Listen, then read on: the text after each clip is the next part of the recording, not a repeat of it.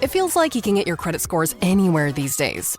Random websites, card statements, budgeting apps, heck, even your dog might bark out a few numbers. It's true. Credit Karma isn't the only place you can find them. But we actually do more with your scores to help you find your next financial opportunity. Like a more rewarding credit card, a game plan that helps you pay down debt faster, or a personal loan to help you save more on interest payments each month. Cha-ching! The possibilities are kinda endless. Download Intuit Credit Karma today to get started. Max Bankman, I'm the new doctor. Welcome aboard the Odyssey. ABC Thursdays. This ship is heaven. We're tending to our passengers' dreams. I'm in. From 911 executive producer Ryan Murphy comes a splashy new drama on a luxury cruise ship with Joshua Jackson and Don Johnson. It's your job to keep everyone alive. She's in VFib. 1, 2, 3. Clear. I have a pulse. You're going to be okay. Dr. Odyssey. Thursdays, 9/8 Central on ABC. And stream on Hulu.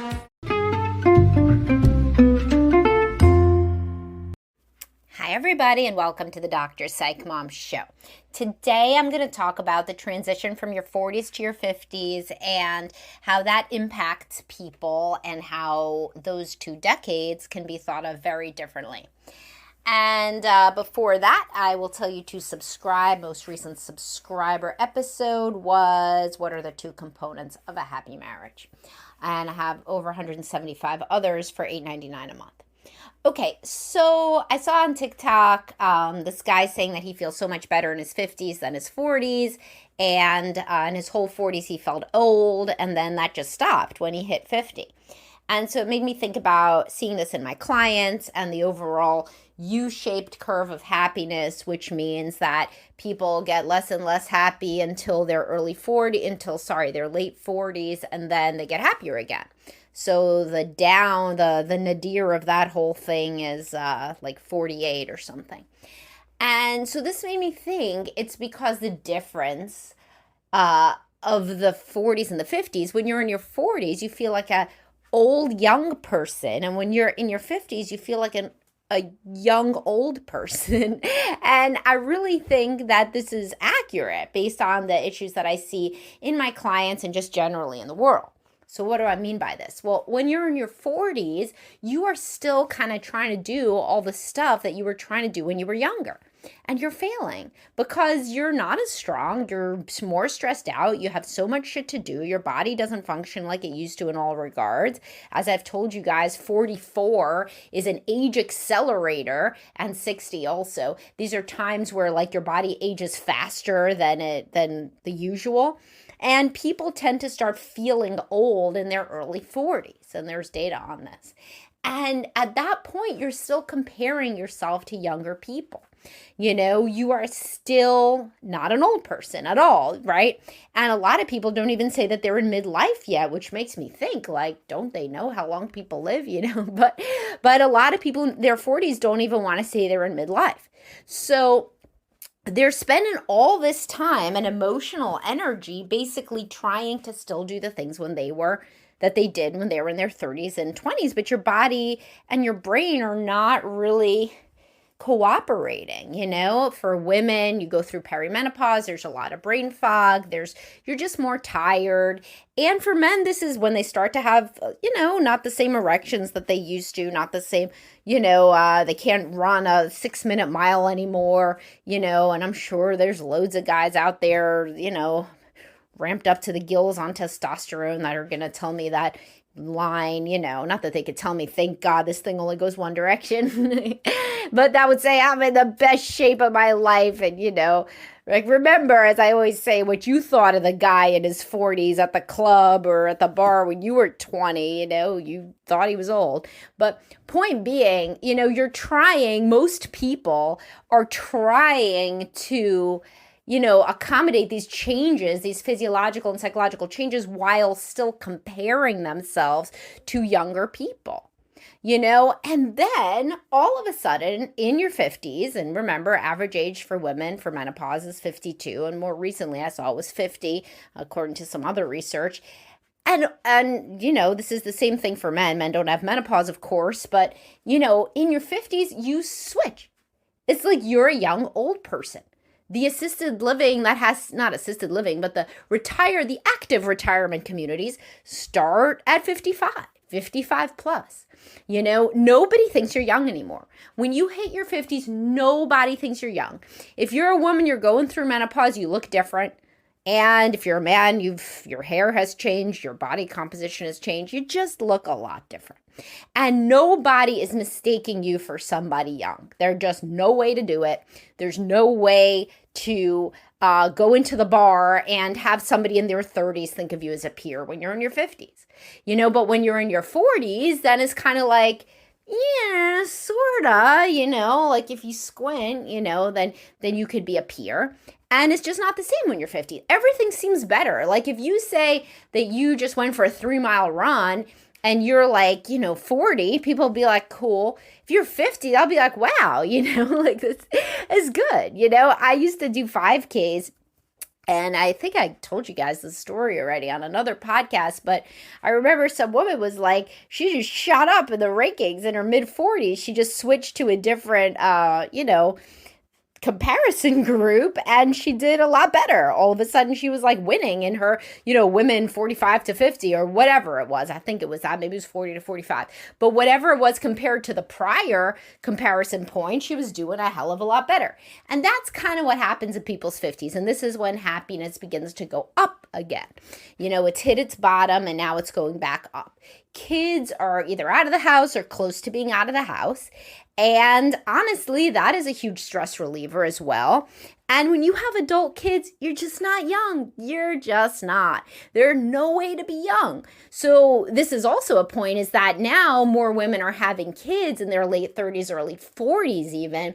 Nobody's having kids in their 50s. You know, I mean, maybe like Cameron Diaz or something, you know, or Robert De Niro. I mean, these famous people sometimes do that as they can extend their fertility endlessly. But the average person's not having a baby in their 50s. It's just done. You know, you're not at that stage. And more of your peers are becoming literal grandparents. And then they're just no way, you know, the horse is out the barn then. Like, you just cannot say you're young anymore.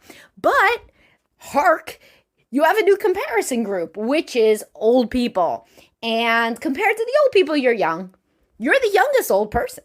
You know, you're such a young old person that you're not even allowed for the first 5 years to be in the active living retirement community. So your comparison point just changed massively. And with it, self-concept changes. Also, it's pretty obvious that you're going to die, you know, and people have made peace with that. That's the midlife crisis. It's like, holy shit, for real, I'm going to die. Wow. And, you know, in your 50s, you know, you really know. And some people have started to die. Some of your peers, unfortunately, have started to die and get sick and all of those things. And it's just, it's kind of a real wake-up call that you can either get busy living, as they say, or get busy dying. And most people at that point have like kind of almost a new lease on life. You know, and sometimes it's in the early 50s that it starts, but either way, the happiness curve goes up. You know, like it starts to increase and increase and increase. And it's really a relief to hear this for many people who are grappling with depression and other issues in midlife, that at some point it does remediate, and it really does. And there's also a huge hormonal component. As testosterone goes down for both men and women, a lot of argumentativeness and irritability and aggression goes down, because that's what does that, you know, and you don't want to fight. Like, you don't want drama. As healthy people age, they want less and less drama. They're just not interested in drama anymore. And through your 40s, like, there's still some remnants of drama. And of course, when kids are in the house, you know, they can be dramatic as well. And many people start living a much more peaceful life when they hit their 50s. And this is great, and you don't want the drama, and you don't have the drama, and then this is when people start pursuing like hobbies, other passions, travel, intellectual interests, reading a lot more. And it's not so much about like trying to push back against aging, which which of course is impossible, but it's kind of, there's more of an acceptance because again, you don't look young. If a young, okay, so picture, let's say like a young couple in their 30s with little kids moves in next to you and you're in your 40s. Well, a lot of people, especially people who kind of tend toward depression, and I hear this all the time, in my sessions, they will be comparing themselves to this couple. They're like, oh my God, they hug and kiss when they see each other. And, that guy's out running all the time. And she's, has such a good figure or whatever. And now picture it. Now picture that you're in your 50s and this couple in their 30s moves into your neighborhood. You don't consider them peers. You're not comparing yourself to these people. You say, oh, that's nice for them. I'll show them around. I'll tell them where you get your recycling bin. Like you're not trying to be like peers with these people. I don't mean you can't be friendly. Of course, you be friendly. But it's just not the same kind of situation. You are the older couple that lives next to them. And while some people still do struggle with comparing themselves and regret and, all of these things, it's not the norm anymore. The norm is to be like, oh, we have moved to a different place, a different age, a different stage, a different cohort, and there are positives and negatives. One big positive is that all those kids are cute. We're not running after little kids anymore. We're not stressed and working all hours. We're not, dramatic, having any dramatic fights. Like it just kind of becomes quieter and easier and more peaceful for people who are happily married and who are happy with themselves. Often you've been through a lot of therapy, or you've read a lot of books, or you listen to this or whatever, and you don't feel kind of in opposition to your partner. You feel like you're on the same page. And by the way, receding hormones have to do with that a lot. Having a deeper friendship with your spouse, that doesn't have as much drama, for better and for worse. And there's a lot of better about it.